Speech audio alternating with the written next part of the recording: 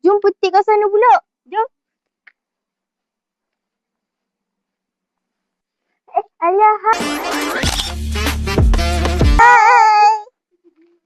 Tadi salam. Jangan berkotor. Ya ke? Macam mana ni? Dah lah sekolah kita ada masalah perkara lain. Oh, ya ke? Tak apalah. Kita ada idea. Jom ikut kita. Alia, apa yang kita kena buat ni? Ini adalah idea kita tadi. Kita nak buat Eco Smart Water Wash. Oh, jadi apa bahan-bahan dia? Bahan-bahan dia, kita ada hot glue kan? Ada baby wipes, ada gunting, ada pisau gari, ada botol kecil dan botol 1 liter. Kita ada tisu yang disalut dengan sabun dan bahan hiasan. Macam mana nak buat? Oh, macam mana nak buat? Kita perlukan botol 1 liter ni, kita tebuk dekat lubang, dekat penutup botol.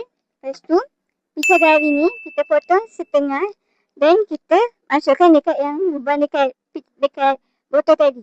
Lepas tu, botol yang kecil ni kita tebuk lubang kat tengah untuk masukkan tisu yang salut dengan sabun. Bahan hiasan lain kita hias kat tepi. Oh, macam tu. Okey, dah faham kan? Jom kita buat. Gas! Kita suatu hari nanti setelah sekian lama kita jalani lewati masa-masa yang berarti. Kini ku sudah yakin pada satu hati yang ku rasa tepat untuk temani sekarang hingga aku tua nanti. Dadah, dah siap. Oh, Alia, sekarang ni kita perlu buat apa? Kita perlu cat botol ni dengan strawberry cat untuk cantikkan dan melawakan. Lepas tu, kita guna bunga-bunga ni untuk menghias juga. Oh. Okey, jom buat. Zest! Semua tak baik saja. Ada masanya kita. Dadah, kita dah siap spray. Sekarang kita perlu buat apa, Lia? Kita nak hias. Jom. Okey. Tak perlu memikirkan tentang apa yang akan datang di esok hari.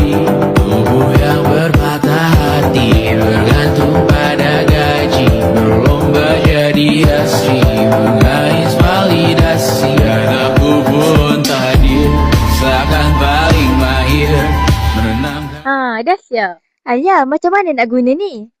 Kau berdua tak tahu kan? Jom ikut kita.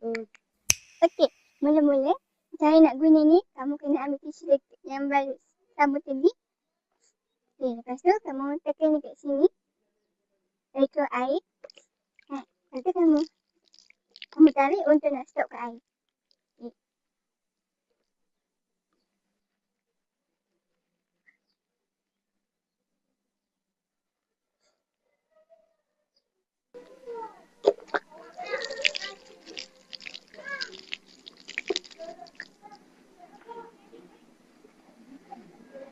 Kejap ni. Kan kita ada tisu. Ni, ambil tisu ni. Kau boleh buat salam. Itu sahaja daripada kami. Sekian, terima kasih. Bye! Kejap. Boleh habis lagi. Nanti kat sana pula. Jom.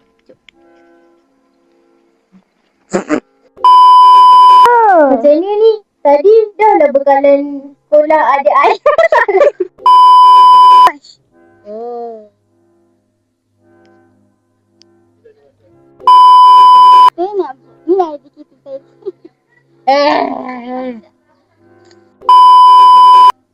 Alia lupa ke? Alia ingat. Alia!